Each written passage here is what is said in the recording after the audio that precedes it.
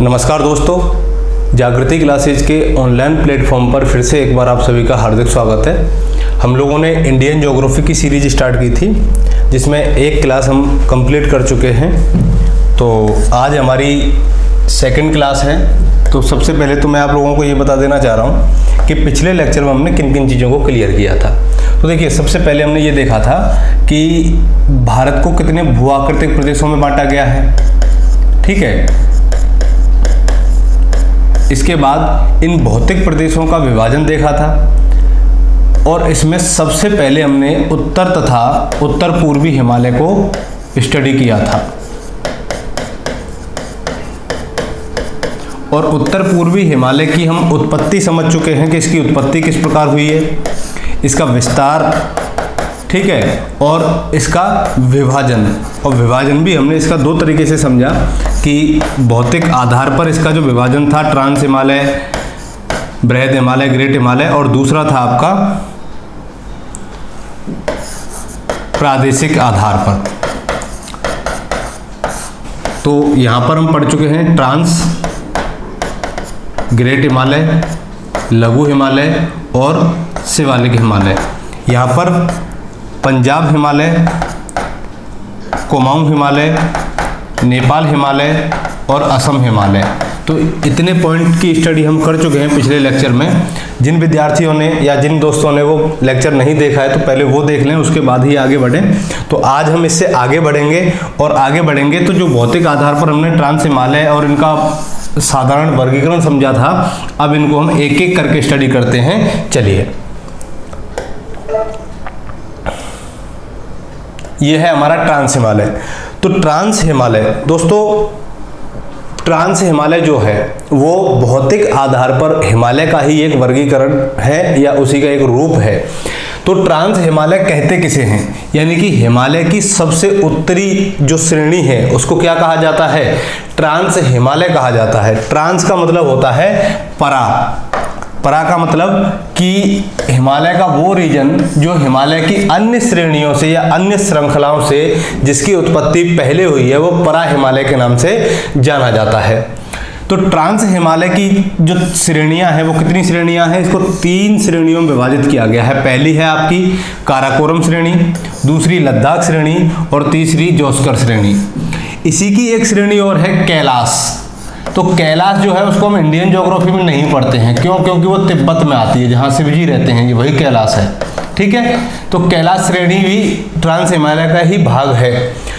तो ट्रांस हिमालय इसीलिए इसको कहते हैं क्योंकि इस हिमालय की उत्पत्ति अन्य हिमालय की श्रृंखलाओं से पहले हुई है, इसीलिए इसको क्या कहा जाता है, ट्रांस हिमालय कहा जाता है। ट्रांस हिमालय को 3 श्रेणियों में वर्गीकृत किया जाता है, काराकोरम, लद्दाख और जोस्कर। तो ये आपको मैप दिखाई दे रहा होगा, इस मैप में ये जो आपकी श्रेणी है ये आपकी काराकोरम श्रेणी हो गई दोस्तों। कौन सी श्रेणी, काराकोरम। और ये है आपकी लद्दाख श्रेणी और ये है जोस्कर श्रेणी।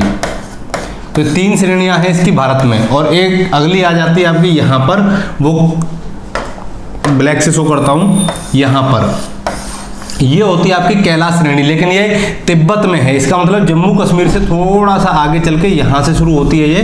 तो ये आपकी कैलाश श्रेणी हो जाती। इसीलिए भारत में हम केवल 3 श्रेणियों की स्टडी करते हैं, काराकोरम, लद्दाख और जोस्कर, ठीक है। अब देखिए काराकोरम श्रेणी क्या है। तो काराकोरम श्रेणी ट्रांस हिमालय की सबसे उत्तरी श्रेणी है। काराकोरम श्रेणी पर ही हमारी एक चोटी है, माउंट केटू, नाम सुना होगा आपने। और इसी माउंट केटू को गॉडविन ऑस्टिन के नाम से जाना जाता है। किसके नाम से, गॉडविन ऑस्टिन, ठीक है। तो ये कौन सी श्रृंखला पर या कौन सी श्रेणी पर स्थित है, काराकोरम श्रेणी पर स्थित है, जो कि भारत की सबसे ऊंची चोटी है। क्या है, भारत की सबसे ऊंची चोटी, हाईएस्ट पीक ऑफ इंडिया, ठीक है। इसकी ऊंचाई कितनी है, अगर ऊंचाई पूछी जाए तो 8611 मीटर। ठीक है, ये इसकी हाइट हो गई, ऊंचाई हो गई। अब दोस्तों यहां आपको याद रखनी है, माउंट केटू का एक तो सबको पता है कि माउंट केटू भारत की सबसे ऊंची चोटी है, लेकिन आपको यह भी याद रखना है यह भारत की सबसे ऊंची चोटी तो है ही, इसके साथ ही यह विश्व की दूसरी सबसे ऊंची चोटी है। कौन सी? विश्व की सेकंड हाईएस्ट पीक। कितने सवाल बन सकते हैं माउंट केटू से, मैं वो सारे सवालों को एक बार यहां पर आपको बता देता हूं। पहला तो ये बनेगा कि भारत की सबसे ऊंची चोटी माउंट केटू, ट्रांस हिमालय की सबसे ऊंची चोटी माउंट केटू, विश्व की दूसरी सबसे ऊंची चोटी माउंट केटू। क्लियर है? लेकिन ये जो माउंट केटू है ये कहां पर स्थित है? पाक ऑक्यूपाइड कश्मीर में स्थित है। किसमें? पीओके में स्थित है। यहां पर देखिए आपको दिख रहा होगा। तो इसके अलावा ये तो होगी माउंट केटू, इसके अलावा हमारी दो चोटियां और हैं, एक है गेसर ब्रह्म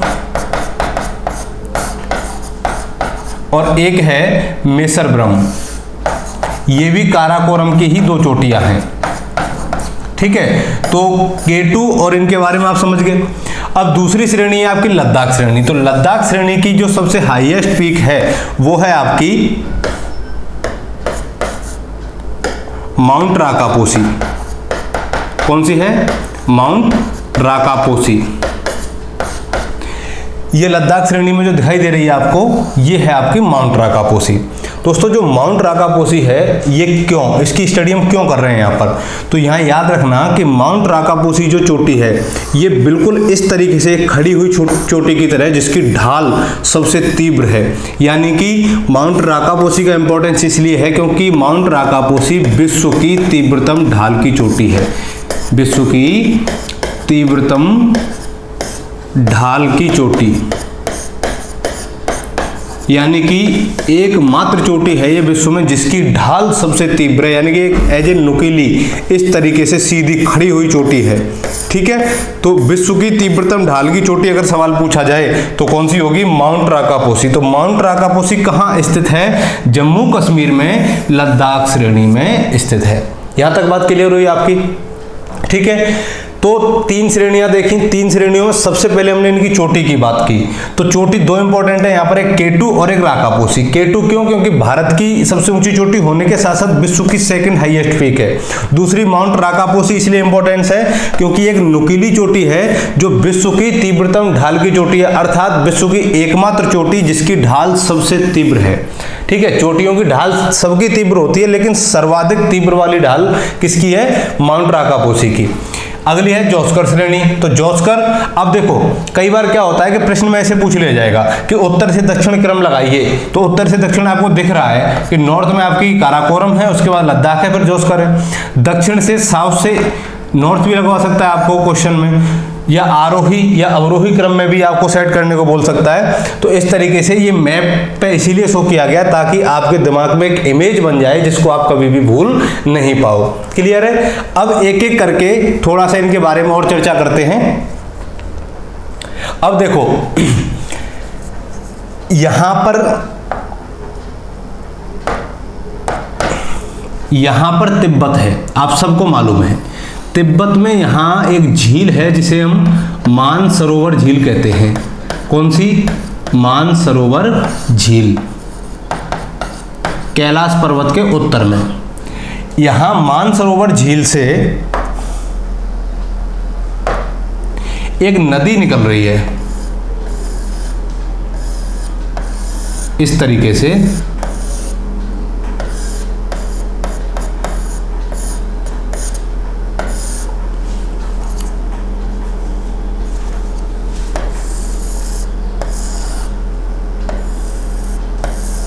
देखिए ये नदी निकल रही है, इस नदी का नाम है सिंधु नदी। क्या नाम है? सिंधु नदी, इंडस रिवर।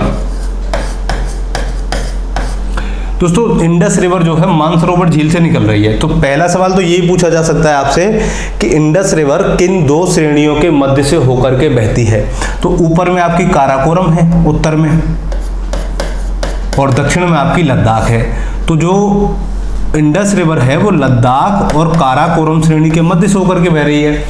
दूसरी चीज, अब देखो ये एक स्थान पर क्या कर रही है, यहां पर आपको गौर से दिखाई दे रहा होगा, ये काराकोरम सॉरी लद्दाख श्रेणी को काट रही है। देखिए यहां लद्दाख श्रेणी को काट रही है, फिर जाकर के आगे प्रवाहित हो रही है। तो यहां प्रश्न बनता है कि जो सिंधु नदी है, जो इंडस रिवर है, वो लद्दाख श्रेणी को कहां पर काटती है।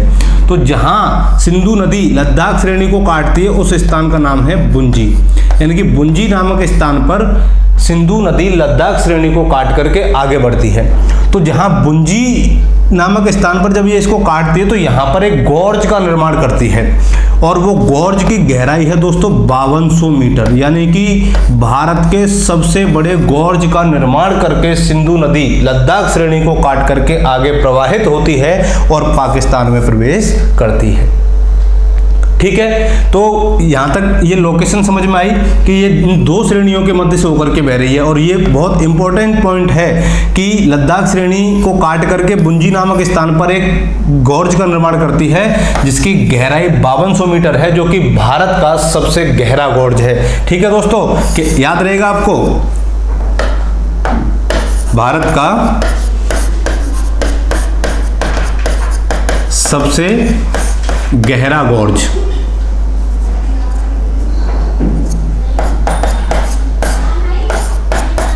क्लियर है?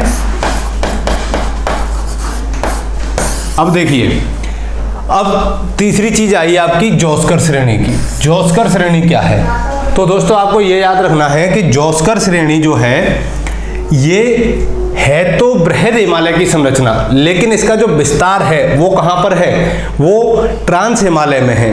तो जोस्कर श्रेणी के बारे में क्या लिखोगे कि जोस्कर श्रेणी उत्पत्ति एवं संरचना की दृष्टि से बृहद हिमालय का भाग है जिसका विस्तार ट्रांस हिमालय में है, इसीलिए हम जोस्कर श्रेणी को कहां पढ़ रहे हैं, ट्रांस हिमालय में पढ़ रहे हैं।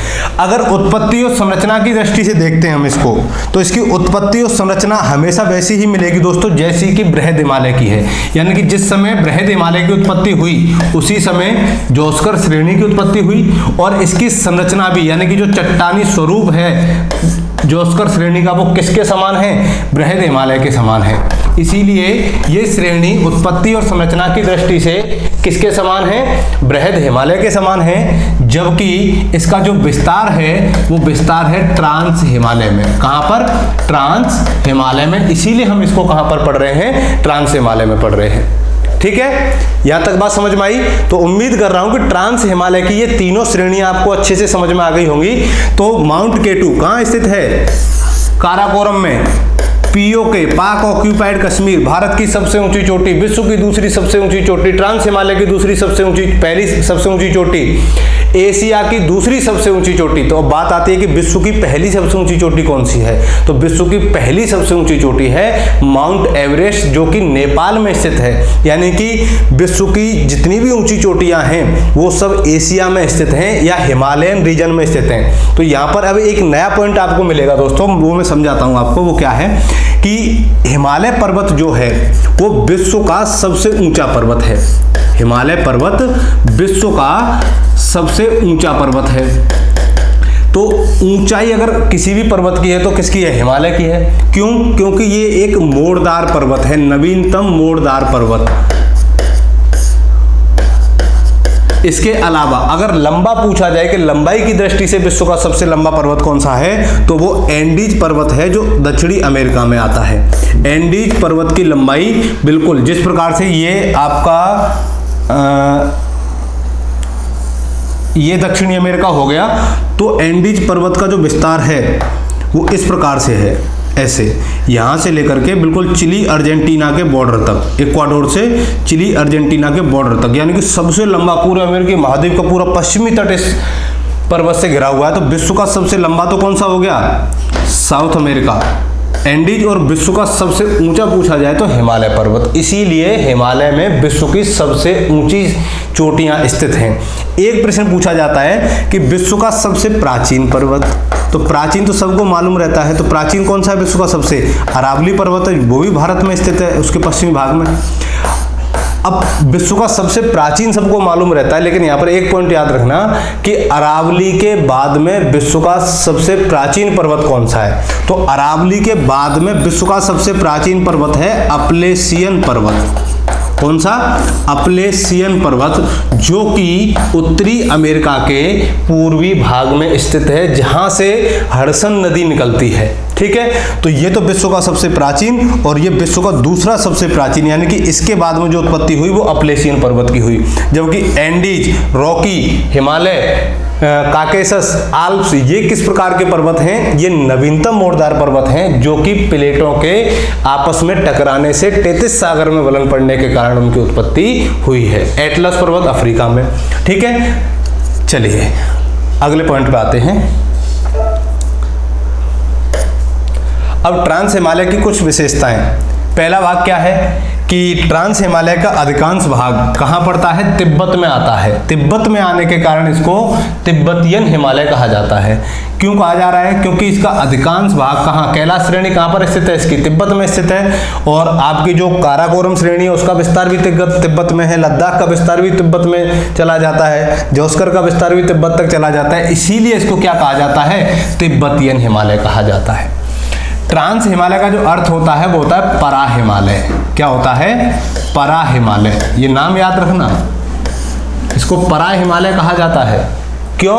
क्योंकि इसकी उत्पत्ति हिमालय की अन्य श्रृंखलाओं से पहले हुई है। दूसरा, हिमालय की काराकोरम श्रेणी को उच्च एशिया की रीढ़ कहा जाता है, यानी कि उच्च एशिया की रीढ़, बैकबोन ऑफ हाई एशिया। क्या कहा जाएगा? Backbone of high Asia. तीसरा पॉइंट है आपका, सिंधु नदी लद्दाख श्रेणी को बुंजी नामक स्थान पर काटती है और भारत की सबसे गहरी गॉर्ज का निर्माण करती है, जिसकी गहराई कितनी बताई थी दोस्तों अभी?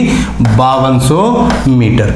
अब यहाँ एक पॉइंट आ रहा है कि ये ट्रांस हिमालय में क्या होता है? वनस्पतियों का अभाव रहता है। तो दोस्तों ट्रांस हिमालय में वनस्पतियों का अभाव रहता है। इसका रीजन एक बार बता देता हूँ।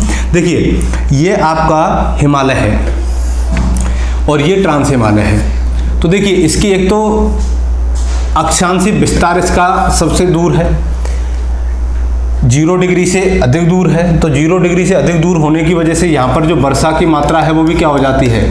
कम हो जाती है। ऊंचाई अधिक होने के कारण क्या होता है? यहाँ पर हमेशा टेम्परेचर कम हो जाता है, यानी कि जैसे जैसे हाइट बढ़ती है वैसे वैसे टेम्परेचर क्या होता जाता है? कम होता जाता है। तो तापमान कम होने के कारण यहाँ पर हमेशा बर्फ जमी रहती है और बर्फ जमी रहने के कारण यहाँ वर्षा की मात्रा काफ़ी कम होती है, जिससे यहाँ वनस्पतियों का अभाव पाया जाता है या वनस्पतियों की कमी पाई जाती है। यहाँ तक समझ में आया? अब ट्रांस हिमालय से संबंधित कुछ और तथ्य हैं, उनको समझते हैं। अगला पॉइंट है आपका ट्रांस हिमालय के दर्रे। तो सबसे पहली बात आती है कि दर्रे कहते किसे हैं, यानी कि जिस दर्रे की हम बात कर रहे हैं इनको इंग्लिश में बोला जाता है पास। और किसी भी पर्वतीय भाग को काट करके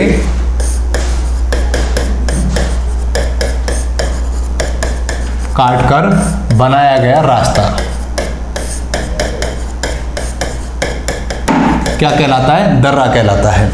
दर्रे का मतलब है कि किसी पर्वत को काट के बनाया गया है, लेकिन ये 2 स्थानों को आपस में जरूर मिलाएगा, जरूर जोड़ेगा, तभी वो दर्रा है।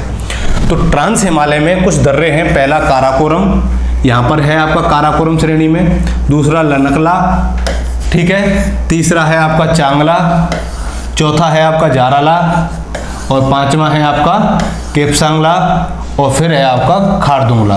दोस्तों ये 6 के 6 दर्रे जो हैं, अब यहाँ सवाल पूछा जाएगा कि बताइए काराकोरम दर्रा किसको किससे जोड़ता है? तो आपको पता है कि काराकोरम दर्रा ये आपका चीन बॉर्डर है, ये यहाँ से यहाँ तक ये क्या है? आपका चीन का बॉर्डर है। तो एक चीज आपको यहाँ समझ में आ जानी चाहिए कि ये जितने भी दर्रे हैं ये सब भारत और चीन की सीमा पर स्थित हैं। तो भारत और चीन की सीमा पर स्थित हैं, तो ये किसको किससे जोड़ेंगे? भारत को चीन से जोड़ेंगे। ठीक है, तो सबसे आसान है ये जो ट्रांस हिमालय के दर्रे हैं, ये सबसे आसान इसलिए हैं क्योंकि ये एक ही स्थान को जोड़ रहे हैं, भारत को चीन से जोड़ रहे हैं। सारे के सारे दर्रे, इनकी अवस्थिति पूछी जाए तो इनकी अवस्थिति कहाँ है? भारत चीन सीमा पर। कहां पर है? भारत चीन सीमा पर। ठीक है, क्लियर है यहां तक? तो ट्रांस हिमालय के कौन कौन से दर्रे हैं? काराकोरम दर्रा, लनगला दर्रा, चांगला, जाराला, केपसांगला और खारदुंगला। दोस्तों यहां से दर्रों से जो सवाल पूछे जाते हैं वो इस प्रकार से पूछे जाते हैं, या तो आपसे ये पूछा जाएगा कि कौन से राज्य में स्थित है, या ये पूछा जाएगा कि कौन से हिमालय की श्रेणी में स्थित है। तो ये जितने भी दर्रे हैं, 6 दर्रे हैं ये आपके ट्रांस हिमालय के, ये सभी जम्मू कश्मीर में स्थित हैं। कहां पर? जम्मू कश्मीर में। अगर राज्य का नाम पूछा जाए तो जम्मू कश्मीर में, भारत चीन सीमा पर। क्लियर है? हिमालय का आपको याद रखना है क्योंकि बहुत सारे दर्रे हैं हिमालय के। अभी बृहद हिमालय के भी दर्रे आएंगे, लघु हिमालय के भी दर्रे आएंगे, और जब पूर्व की ओर बढ़ेंगे तो दर्रों की संख्या भी बढ़ती चली जाएगी। यहाँ अभी आपने 6 देखे, तो इनकी जो सबसे बड़ी खासियत बात यह है कि 6 के 6 दर्रे कहाँ स्थित हैं? जम्मू कश्मीर में, जो भारत चीन सीमा पर हैं, और किसको किससे जोड़ रहे हैं? भारत को चीन से जोड़ रहे हैं। क्लियर है? आगे बढ़ते हैं।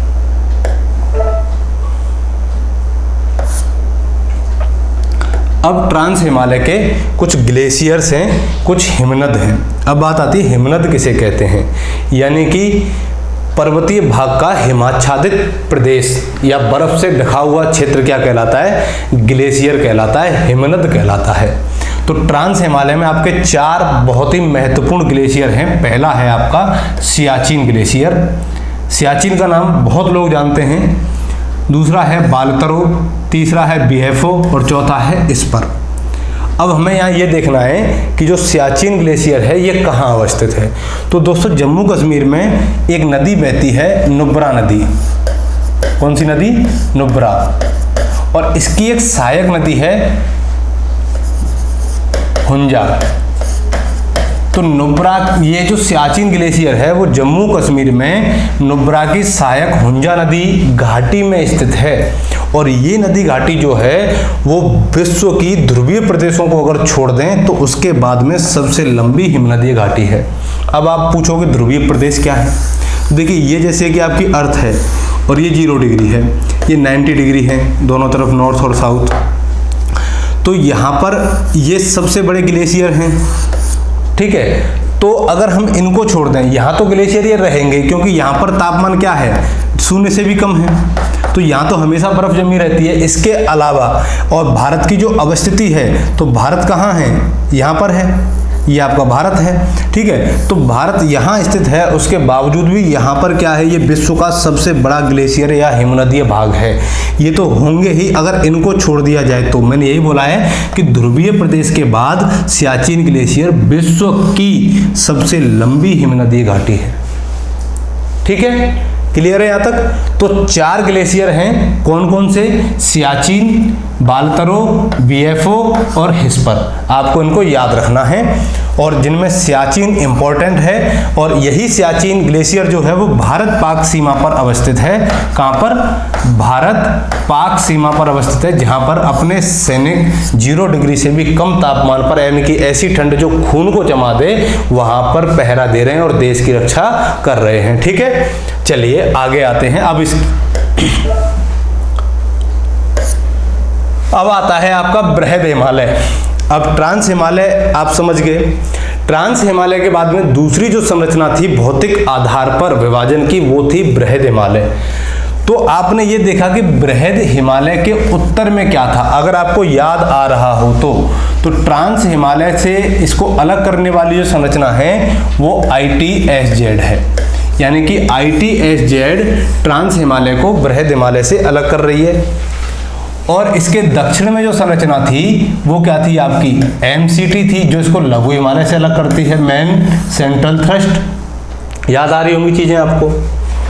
तो बृहद हिमालय के बारे में जान लेते हैं। इसके पहले तो नाम समझ लें। देखिए, बृहद हिमालय को बर्फीला हिमालय भी कहा जाता है, इसको हिमाद्री भी कहा जाता है, इसको आंतरिक हिमालय भी कहा जाता है और महान हिमालय भी कहा जाता है।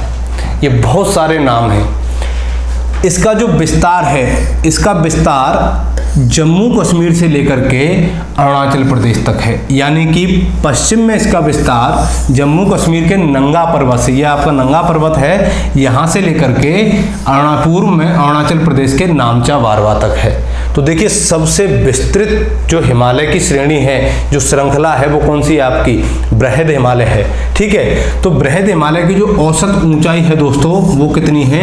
6100 मीटर। कितनी हो गई? 6100 मीटर। ये आपको याद रखनी है। सबसे लंबी पर्वतीय श्रृंखला कौन सी हो जाएगी आपकी? बृहद हिमालय। अब देखिए बृहद हिमालय की कुछ विशेषताएं समझिए। यहाँ पर बृहद हिमालय में बहुत सारे ग्लेशियर्स हैं और इन ग्लेशियर से बहुत सारी नदियां निकलती हैं। ठीक है, और इन नदियों में जैसे कि यहाँ पर शो किया गया है गंगा, यमुना, वो इनकी सहायक नदियाँ यहीं से निकलती हैं ज़्यादातर। जैसे कि गंगोत्री ग्लेशियर है, तो गंगोत्री ग्लेशियर जो है वो हिमालय, बृहद हिमालय का ही भाग है, जहाँ से कौन सी नदी निकलती है आपकी? गंगा नदी निकलती है। एक यमुनोत्री ग्लेशियर है, यमुनोत्री ग्लेशियर से कौन सी नदी निकल रही है आपकी? यमुना नदी निकल रही है। और इनकी जो भी सहायक नदियाँ हैं वो सारी की सारी कहाँ से निकलती हैं? बृहद हिमालय से निकलती हैं। दूसरी बात आ रही है कि इस हिमालय की या इस पर्वत की जो ढाल है वो उत्तर में तो क्या है? मंद है, यानी कि उत्तर में चौड़ाई अधिक होने के कारण क्या है? इसकी ढाल यानी कि चौड़ाई क्या है? उत्तर में अधिक है, जबकि ऊंचाई कम है। तो चौड़ाई अधिक, ऊंचाई कम, तो इसकी ढाल भी क्या हो जाएगी? मंद हो जाएगी।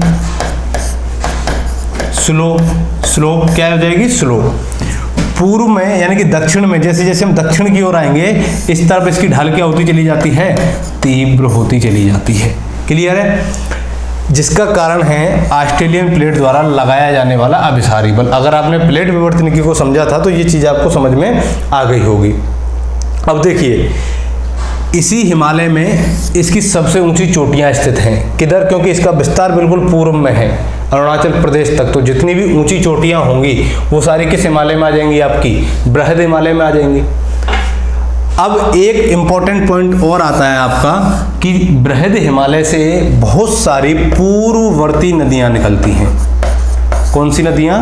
पूर्ववर्ती नदियां। अब पूर्ववर्ती नदियां क्या है ये समझना है। पूर्ववर्ती नदियों का मतलब है कि ऐसी नदियां जो हिमालय की उत्पत्ति से पहले से बह रही हैं और बाद में जब हिमालय की उत्पत्ति हुई तो हिमालय को काट करके बहने वाली नदियां किसका उदाहरण हो गई? पूर्ववर्ती नदियों का उदाहरण हो गई। तो पूर्ववर्ती नदियों में यहाँ से जैसे कि एक तो आपकी सिंधु नदी। सिंधु कैसी नदी है? पूर्ववर्ती नदी है। गंगा भी हमारी पूर्ववर्ती नदी है। अलकनंदा भी हमारी पूर्ववर्ती नदी है। ठीक है, ब्रह्मपुत्र भी हमारी पूर्ववर्ती नदी है। तो ये जितनी भी नदियां हैं ये कौन सी नदियां हैं? पूर्ववर्ती नदियों का उदाहरण हैं। और पूर्ववर्ती नदियां किसे कहते हैं? जो हिमालय को काट करके बहती हैं वो क्या कहलाती हैं? पूर्ववर्ती नदियां कहलाती हैं। क्लियर है? तो इसका एक तो विस्तार आपको याद रखना है कि इसका विस्तार जम्मू कश्मीर से अरुणाचल प्रदेश तक है। तो जम्मू कश्मीर में इसका जो पॉइंट है वो नंगा पर्वत और अरुणाचल प्रदेश में नामचा वारवा। ऊंचाई कितनी है? 6100 मीटर। अगले पॉइंट पे आते हैं। अब इसकी चोटियां हैं, यानी कि जम्मू कश्मीर से लेकर के नामचा वारवा तक, यानी कि अरुणाचल प्रदेश तक, इस पर कौन कौन सी चोटियां अवस्थित हैं। तो देखिए दोस्तों यहाँ नंबरिंग उस हिसाब से डाली गई है जो सबसे ऊंची है उसके बाद में, यानी कि अवरोही क्रम में इनको सेट किया गया है। और अवरोही क्रम में सेट करने के बाद में इनको इस तरीके से दिखाया गया है। आपको दिख रही होंगी, साथ में इनकी ऊंचाई भी शो की हुई है। तो सबसे पहले जो चोटी आती है वो कौन सी आती है? पश्चिम में आपकी नंगा पर्वत। कौन सी है ये? नंगा पर्वत है। तो नंगा पर्वत की ऊंचाई कितनी है? 8126 मीटर। दूसरी है ये आपकी हिमाचल प्रदेश में है। तो दूसरे नंबर पर आ गई आपकी उत्तराखंड में केदारनाथ। केदारनाथ के बाद में नंदा देवी। और नंदा देवी के बारे में मैंने आपको बताया था कि ये कुमाऊं हिमालय की सबसे ऊंची चोटी है। कौन से हिमालय की? कुमाऊं हिमालय की। Highest peak of Kumaon Himalaya. इसके बाद में अगली जो चोटी आपकी आ रही है वो आ रही है धौलागिरी। और धौलागिरी है आपकी नेपाल में। कहाँ पर है? नेपाल में। उसके बाद में धौलागिरी के बाद में आती है आपकी अन्नपूर्णा। अन्नपूर्णा भी कहाँ पर है? नेपाल में है। कहाँ पर है? नेपाल में। ये है आपकी माउंट एवरेस्ट, ये भी कहाँ पर है? नेपाल में है। इसके बाद में है आपकी कंचनजंगा। कंचनजंगा भी आपकी कहाँ है? सिक्किम में। सिक्किम नेपाल के बॉर्डर पे। ये है आपकी मकालू। मकालू है आपकी नेपाल में। और ये है आपकी नामचा बारवा। और नामचा बारवा कहाँ पर है? अरुणाचल प्रदेश में। तो ये इसकी कुछ चोटियां हैं। तो ये तो होगी पश्चिम से पूर्व। अब ये पूछा जाए कि बृहद हिमालय की सबसे ऊंची चोटी, तो बृहद हिमालय की सबसे ऊंची चोटी है माउंट एवरेस्ट। ये बृहद हिमालय की भी सबसे ऊंची चोटी है, हिमालय की भी सबसे ऊंची चोटी है, विश्व की भी सबसे ऊंची चोटी है, एशिया की भी सबसे ऊंची चोटी है। तो विश्व की सबसे ऊंची चोटी माउंट एवरेस्ट, कितनी ऊंचाई है इसकी? 8850 मीटर। कितनी ऊंचाई है? 8850 मीटर। कहाँ स्थित है? नेपाल में स्थित है। नेपाल में इसको और किस नाम से जाना जाता है? सागर माथा के नाम से जाना जाता है। यानी कि माउंट एवरेस्ट को नेपाल में किस नाम से जाना जाता है? सागर माथा से। यानी कि वहाँ के स्थानीय लोग इसको किस नाम से बुलाते हैं? सागर माथा के नाम से बुलाते हैं। ये बात आपकी यहाँ तक क्लियर हो गई होगी। यहाँ जो आपसे सवाल पूछा जाएगा वो ये पूछा जाएगा, इनकी ऊंचाई के आधार पर इनको आरोही या अवरोही क्रम में व्यवस्थित कीजिए। यानी कि अवरोही क्रम तो अगर पूछा जाए, मान लीजिए यहीं से आपके ऑप्शन उठा लेगा, ये आपके अवरोही क्रम में व्यवस्थित हैं। यानी कि सबसे ऊंची फिर सबसे छोटी। यानी कि सबसे ऊंची चोटी कौन सी है? Mount Everest. इसके बाद में कंचनजंगा। अब कंचनजंगा है तो बृहद हिमालय में स्थित, लेकिन ये भारत में स्थित हिमालय की सबसे ऊंची चोटी है। क्यों? क्योंकि भारत की सबसे ऊंची चोटी माउंट केटू कहाँ स्थित है? पीओके में स्थित है, जबकि कंचनजंगा सिक्किम में स्थित है। तो ये भारत में स्थित हिमालय की सबसे ऊंची चोटी हो जाएगी। क्लियर है यहाँ तक? उसके बाद में तीसरे नंबर पर आपकी मकालू, चौथे पर धौलागिरी, नंगा पर्वत, अन्नपूर्णा, नंदा देवी। नंदा देवी की क्या खासियत थी? क्योंकि ये कुमाऊं हिमालय की क्या थी? सबसे ऊंची चोटी थी, जो उत्तराखंड में। नामचा बारवा, नामचा बारवा के बारे में भी मैंने आपको बताया था कि ये असम हिमालय की सबसे ऊंची चोटी है। ठीक है, प्रादेशिक आधार पर जब इसका विभाजन किया था। और उसके बाद में केदारनाथ, तो केदारनाथ नंदा देवी के ही पश्चिम में स्थित है। देखिए, ठीक है। तो ये दो चोटियां तो उत्तराखंड में हैं, ये जम्मू कश्मीर में है। धौलागिरी, अन्नपूर्णा, माउंट एवरेस्ट और मकालू ये नेपाल में है। कंचनजंगा नेपाल और सिक्किम की सीमा पर है और नामचा बारवा अरुणाचल प्रदेश में है। तो एक तो इनके राज्य आपको याद रखने हैं, इनका क्रम याद रखना है, पश्चिम से पूर्व इनका क्रम याद रखना है और पूर्व से पश्चिम भी इनका क्रम याद रखना है। कैसे भी सवाल यहां से पूछा जा सकता है। क्लियर है आपका? चलिए आगे बढ़ते हैं।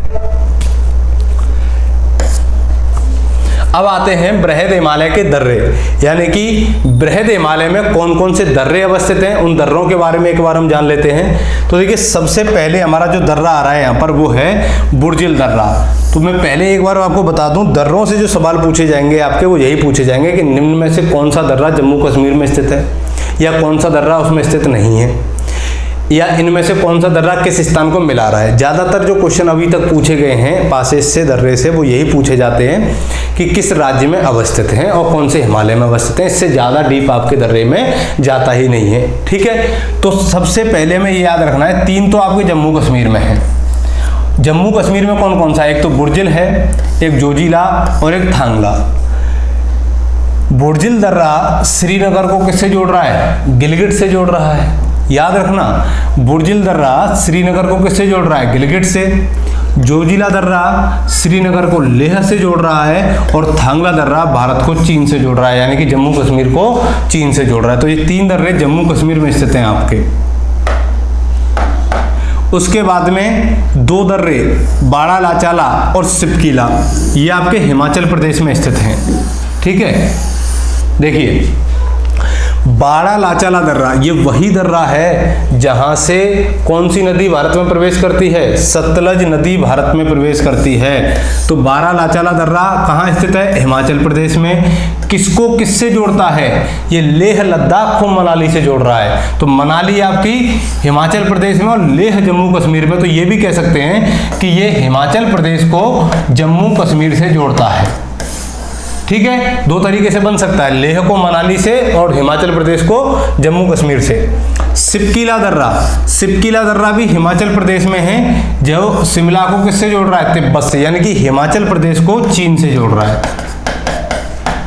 या भारत को चीन से जोड़ रहा है, एक ही बात है आपकी। ठीक है, इसके बाद में अगला जो दर्रा है आपका वो कौन सा है? नीति दर्रा, माना दर्रा, लिपुलेख दर्रा। ये 3 दर्रे आपके कहां पर हैं? सॉरी, और चौथा है मुलिंगला। ये 4 दर्रे आपके उत्तराखंड में हैं। ठीक है, तो देखिए नीति दर्रा, नीति पास भी से कहते हैं, कहां पर है? उत्तराखंड में, जो भारत को चीन से जोड़ता है। और ये इंपॉर्टेंट इसलिए है दोस्तों क्योंकि कैलाश मानसरोवर यात्रा जो होती है वो इसी दर्रे से होकर के होती है। एक लिपुलेख दर्रा, तो लिपुलेख दर्रा का प्रयोग भी कैलाश मानसरोवर यात्रा के लिए किया जाता है। ये याद रखना कि भारत में कैलाश मानसरोवर यात्रा के लिए कौन से दर्रों का प्रयोग किया जाता है? तो नीति दर्रा और लिपुलेख दर्रा। ठीक है, माना दर्रा भारत चीन को जोड़ रहा है, मुलिंगला दर्रा भी भारत चीन को जोड़ रहा है। ठीक है, ये जो मुलिंगला दर्रा है, यहाँ से भारत चीन का स्थानीय व्यापार होता था, स्थलीय भाग से व्यापार होता था। अगला है आपका 2 दर्रे हैं जो सिक्किम में हैं, एक तो जेलेपला और एक नाथुला। ये आपके सिक्किम में है। तो जेलेपला दर्रा जो है वो कलिंगपोंग को लासा से जोड़ता है, यानी कि कलिंगपोंग जो है वो सिक्किम में स्थित है, जो किसको किससे जोड़ रहा है? लासा से। अगला है नाथुला दर्रा, ये इंपॉर्टेंट है आपका। नाथुला किसको किससे जोड़ रहा है? गंगटोक, सिक्किम की राजधानी गंगटोक को लासा से जोड़ता है। फिर हैं आपके अरुणाचल प्रदेश में 3 दर्रे, और वो 3 दर्रे कौन कौन से हैं? एक तो बुमला दर्रा, दिफू दर्रा, बोमडीला दर्रा। तो बुमला दर्रा अरुणाचल प्रदेश को चीन से जोड़ रहा है, दिफू दर्रा अरुणाचल प्रदेश को म्यांमार से जोड़ रहा है, और बोमडीला दर्रा अरुणाचल प्रदेश को लासा से जोड़ता है। तो ये कुछ इंपॉर्टेंट दर्रे हैं। अब मैं इनमें से बता दूं कि आपके काम के पहला तो ये है, दूसरा जोजिला, बाड़ा लाचाला, सिपकीला, ठीक है, नीति, माना, लिपुलेख, ये तीनों। उसके बाद में जेलेपला और नाथुला, और एक बोमडीला। ये 5-6 दर्रे हैं जो आपको बहुत अच्छे तरीके से याद करने। बाकी का आपको ये याद रखना है कि कौन से दर्रे किस राज्य में अवस्थित हैं। ठीक है, तो ये हो गए हमारे बृहद हिमालय के दर्रे। अब आता है हमारा लघु हिमालय या मध्य हिमालय। तो दोस्तों लघु हिमालय के उत्तर में, यानी कि लघु हिमालय को बृहद हिमालय से कौन सी संरचना अलग कर रही थी? एमसीटी अलग कर रही थी, आपको याद आ रहा होगा। और शिवालिक हिमालय से कौन सी संरचना अलग कर रही थी? एमबीएफ। एमसीटी का मतलब क्या हुआ? मेन सेंट्रल थ्रस्ट, और एमबीएफ का मतलब क्या हुआ? Main boundary fault. ठीक है, तो इसका जो विस्तार है लघु हिमालय का, वो विस्तार है दोस्तों जम्मू कश्मीर से लेकर के नेपाल तक। कहां तक? जम्मू कश्मीर से लेकर के नेपाल तक। लघु हिमालय को 4 श्रेणियों में विभाजित किया गया है। कौन कौन सी? पीर पंजाल श्रेणी, धौलाधर श्रेणी, नागटिब्बा श्रेणी और महाभारत श्रेणी। अब इनमें से ये भी देखना है कि जम्मू कश्मीर में इसको पीर पंजाल श्रेणी के नाम से जाना जाता है, हिमाचल प्रदेश में इसको धौलाधर श्रेणी के नाम से जाना जाता है, उत्तराखंड में इसको नागटिब्बा कहा जाता है, और नेपाल में इसको महाभारत कहा जाता है। तो सवाल पूछा जाएगा कि इसका विस्तार किन राज्यों में है या किस में नहीं है। तो जम्मू कश्मीर से लेकर के हिमाचल प्रदेश, उत्तराखंड और नेपाल, पूरा एक क्रम चलेगा आपका। और वहां पर क्या है आपका? लघु हिमालय, जिसे मध्य हिमालय के नाम से भी जाना जाता है। ठीक है, अब देखिए, अब इस तरफ जो इनकी श्रेणियां हैं, यहाँ पर ये दे रखा है कि किस तरीके से ये विभाजित हैं। तो देखिए, ये जो आपको दिखाई दे रही है यहाँ पर पीर पंजाल श्रेणी, तो ये पीर पंजाल श्रेणी आपकी J&K में है। इसके दक्षिण में कौन सी है, सॉरी ये आपकी धौलाधर श्रेणी है, ये कौन सी है, धौलाधर श्रेणी। टाइपिंग मिस्टेक की वजह से हो गया है ये। इसके बाद नागटिब्बा और महाभारत। तो देखिए धौलाधर श्रेणी लघु हिमालय की सबसे दक्षिण में स्थित श्रेणी है, यानी कि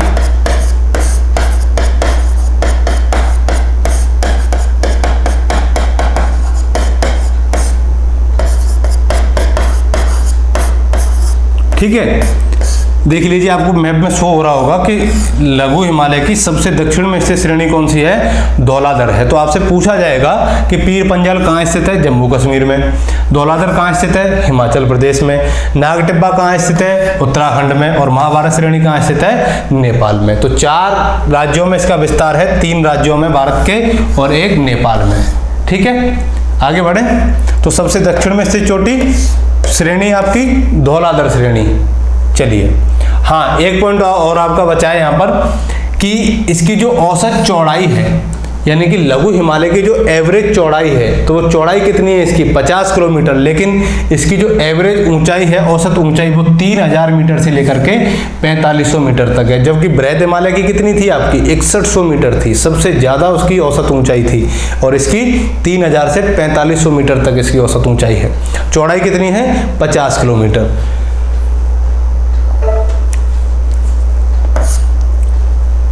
अब देखिए इसकी और कुछ विशेषताएं। लघु हिमालय में ही कुछ घाटियां आती हैं दोस्तों आपकी, और उन घाटियों में सबसे प्रसिद्ध घाटी आपकी कश्मीर घाटी, लाहौल स्पीति और कुल्लू एवं कांगड़ा।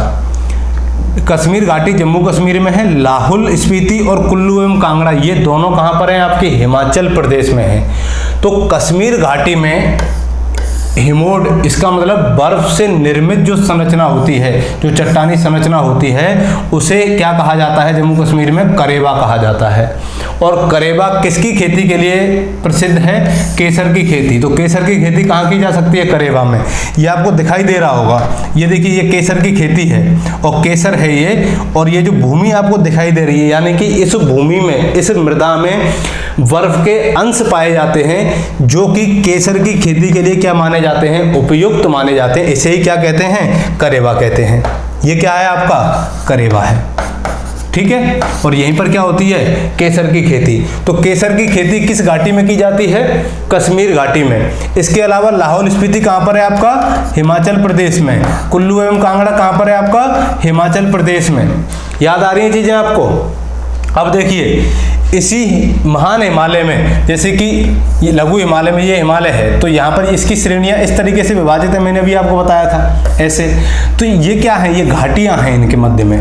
ठीक है, तो इन घाटियों पे ही ये सारी घाटियाँ हो गई। इनके अलावा इनके ढाल पर, यानी कि इस पर्वत की ढाल पर कुछ घास के मैदान पाए जाते हैं।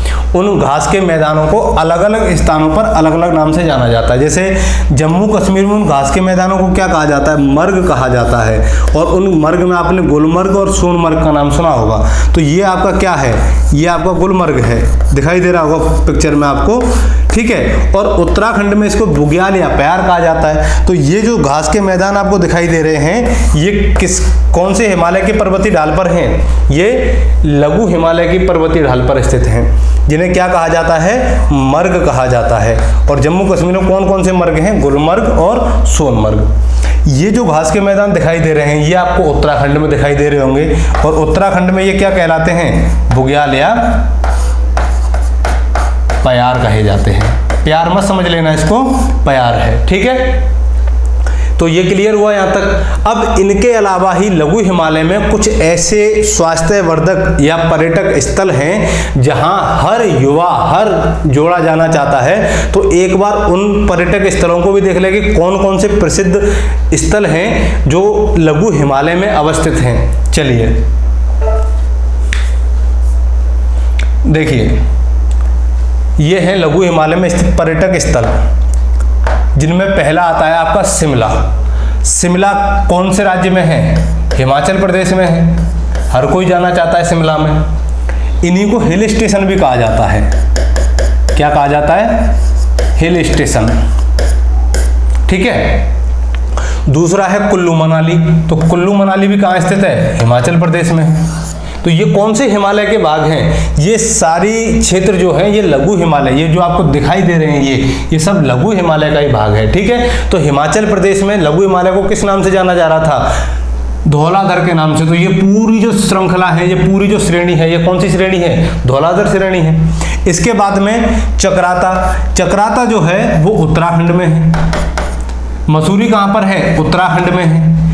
नैनीताल कहाँ पर है? उत्तराखंड में है। रानीखेत कहाँ पर है? उत्तराखंड में है। तो ये चारों स्थल कहाँ पे हैं? उत्तराखंड में। तो उत्तराखंड में इसको किस नाम से जाना जाता है? नाग टिब्बा के नाम से जाना जाता है। तो नाग टिब्बा और जो मसूरी है आपकी, ये यहाँ पर भारतीय प्रशासनिक सेवा का ट्रेनिंग सेंटर स्थित है, जिसे लवासना के नाम से जाना जाता है।